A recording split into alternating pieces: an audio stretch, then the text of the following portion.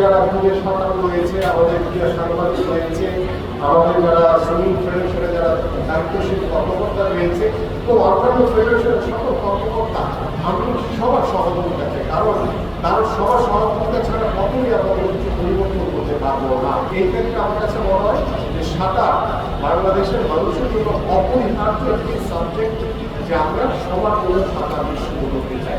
এখান থেকে হয়তো আমাদের জাতীয় সুইপার তৈরি হবে, কেউ হয়তো বা সাঁতার শিখে নিজেকে সুস্থ রাখবে, বাট আমরা সবার জন্য সাঁতারটাকে নিশ্চিত করার জন্য আমার জায়গা থেকে আমার যুবকী এবং দায়িত্ব প্রাপ্ত আমি মানুষ হিসেবে আমি সর্বোচ্চ দিয়ে আপনাদের পাশে থেকে আমরা চাই যে আসলে সাঁতার না, সকল স্পোর্টসকে আমরা সবার গুরুত্ব দিয়ে এগিয়ে নিয়ে যেতে, কারণ স্পোর্টস থাকলে আমরা একটি সুস্থ জাতি গড়ে তুলতে পারি। খেলাধুলার মাধ্যমে আমরা আমাদের যে বিগত 17 বছরের যে রাজনৈতিক যে অস্থিতিশীলতা আমরা রেখেছি, সেখান থেকে আমরা দূরে সরে এসে আমরা একটি স্থিতিশীল রাজনৈতিক পরিবেশ তৈরি করতে চাই, এবং সেটা অন্যতম মাধ্যম হতে পারে খেলাধুলা। যদি আপনাদের সার্বিক সহযোগিতার মাধ্যমে আমাদের মাননীয় প্রধানমন্ত্রী যে কর্ম পরিকল্পনা দান করিয়েছে, ইনশাআল্লাহ আমরা জেনে খুশি হবেন যে আমাদের 64টি জেলার আমাদের জেলা ক্রীড়া অফিসার রয়েছে। আমাদের বর্তমান সরকার দায়িত্ব নেওয়ার পরে আমাদের নির্বাচনী একটি ইশতেহার ছিল যে আমরা প্রত্যেকটি উপজেলায় একজন করে ক্রীড়া অফিসার আমরা নিয়োগ দিতে চাই। ইতিমধ্যে জনপ্রশাসন থেকে অর্থ বিভাগ থেকে আমাদের 201 জনের ক্রীড়া অফিসারের নিয়োগের কার্যক্রম প্রায় শেষ পর্যায়ে রয়েছে।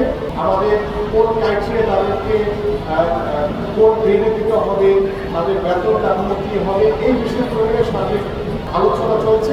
এটা হয়ে গেলে 201 জনের আমরা পদ দিয়ে দিতে পারবো, নিয়োগ করতে পারবো। পাশাপাশি 294 জনের যে বাকি যাদের রয়েছে তাদেরও আমাদের চলমান রয়েছে। আমরা আশা করি যে আগামী 6 মাসের ভিতরে ইনশাআল্লাহ আমরা 495 এখন 503টা উপজেলা হয়েছে। সেই 503টি উপজেলা ইনশাআল্লাহ ক্রীড়া অফিসার নিয়োগের মাধ্যমে আমরা বিভিন্ন স্পোর্টস, আমাদের স্কুল পর্যায়ে খেলাধুলাকে বাধ্যতামূলক করা, এবং আমরা খেলাধুলাকে পেশা হিসেবে প্রতিষ্ঠা লক্ষ্য, এবং জেলা পর্যায়ে উপজেলা পর্যায়ে খেলাধুলাকে যদি ছড়িয়ে দিতে না পারি তাহলে কিন্তু আমরা বেশি দূর এগোতে পারবো না। এই কারণে আমরা ওই ক্রীড়া অফিসারের মাধ্যমে তাদেরকে জবাবদিহিতার আওতায় এনে আমরা প্রত্যেকটি খেলা নিশ্চয়তা প্রদান করতে চাই।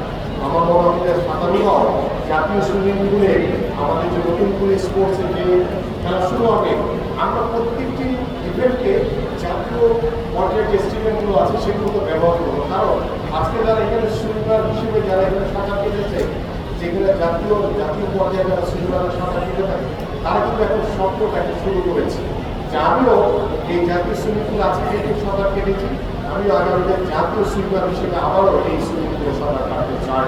আমি আন্তরিকভাবে আমাদের বাংলাদেশ সুইমিং ফেডারেশনের সভাপতি, সাধারণ সম্পাদক সহ সবাইকে আন্তরিকভাবে ধন্যবাদ জানিয়ে আজকের বিদায় নিচ্ছি। সবাই ভালো থাকবেন, সুস্থ থাকবেন। আল্লাহ হাফেজ। বাংলাদেশ দীর্ঘ প্রায় 16 বছর 2010 যখন আমরা এসএলএস করেছি তখন এই স্কুল প্রতিষ্ঠা ছিল, তারপরে যে নষ্ট হয়েছে এখন পর্যন্ত আমরা এটি ব্যবহার করতে পারিনি। তো আমরা আশাবাদী ইনশাআল্লাহ মন্ত্রী মহোদয় থাকা অবস্থায় আমরা এর নতুন একটি সুযোগ করতে পাবো, এবং আমাদের সাঁতারের লাইফ লাইন হিসেবে খ্যাত যেটি সেটি আমরা ইনশাআল্লাহ খুব সহজে পেয়ে যাবো। ব্যক্তিগত সাফল্য এবং অবদানের জন্য আমরা সবাই জানি, খেলাধুলার প্রতি তার যে আগ্রহ, তার যে অভিনয়, তার যে ভালোবাসা, আমাদের সেটা উদ্যোগ করেছিল। এবং এরপরে তিনি যখন ক্রীড়া প্রতিমন্ত্রীর দায়িত্বভার গ্রহণ করেছেন, আমরা কিন্তু আনন্দিত হয়েছি। আমরা ক্রীড়াঙ্গনের সাথে যারা সংশ্লিষ্ট আমরা সবাই কিন্তু আনন্দিত হয়েছি, এবং আমাদের মনে হয়েছে যে আমাদের মধ্যে এমন একজন ব্যক্তিকে এসেছেন এই মন্ত্রণালয়ে, যার মাধ্যমে এই ক্রীড়াঙ্গন, বাংলাদেশের ক্রীড়াঙ্গন আরও অনেক বেশি প্রাণবন্ত হবে, আরও বেশি যুগোপযোগী হবে, এবং আমাদের ক্রীড়া ফেডারেশন বিশেষ করে আমাদের ছোট কিশোরেরা তারা খেলাধুলার প্রতি আরও বেশি মনোযোগী হবে। এবং ইতিমধ্যেই আমরা তার কিছু প্রমাণ পেয়েছি। নতুন করে ক্রীড়া প্রতিযোগিতা এখানে মাননীয় প্রধানমন্ত্রী সহায়ক করেছে, এবং দেশের স্কুল কলেজগুলিকে খেলাধুলাকে আরও ছড়িয়ে দেওয়ার জন্য, এবং কিছু কিছু ক্ষেত্রে স্কুল শিক্ষা প্রতিষ্ঠানে এই বাধ্যতামূলক করার জন্য তার যে পরিকল্পনা রয়েছে, আমার কোনো বিশ্বাস আন্তরিক প্রচেষ্টা সফল হলে বাংলাদেশের ক্রীড়া আন্দোলন আমরা অনেক বেশি সাফল্যের মুখ দেখতে পাবো ইনশাআল্লাহ। এটা আমাদের 100% দিয়ে আমরা ওনার প্রত্যাশা উনি যা আমাদের কাছে করেছেন এটা আমরা পূরণ করার চেষ্টা করবো ইনশাল্লাহ। আমাদের যারা স্টুডেন্ট আছে, আমাদের শিক্ষার্থীরা আছে যারা, তাদেরকে আমরা চেষ্টা করব যে এই খেলা ভিতরেই রাখা, কারণ ভাইয়ের ইচ্ছাই যে আমরা যেন খেলার ভিতরে থাকি, মোবাইল ফোনে আসক্ত না হই।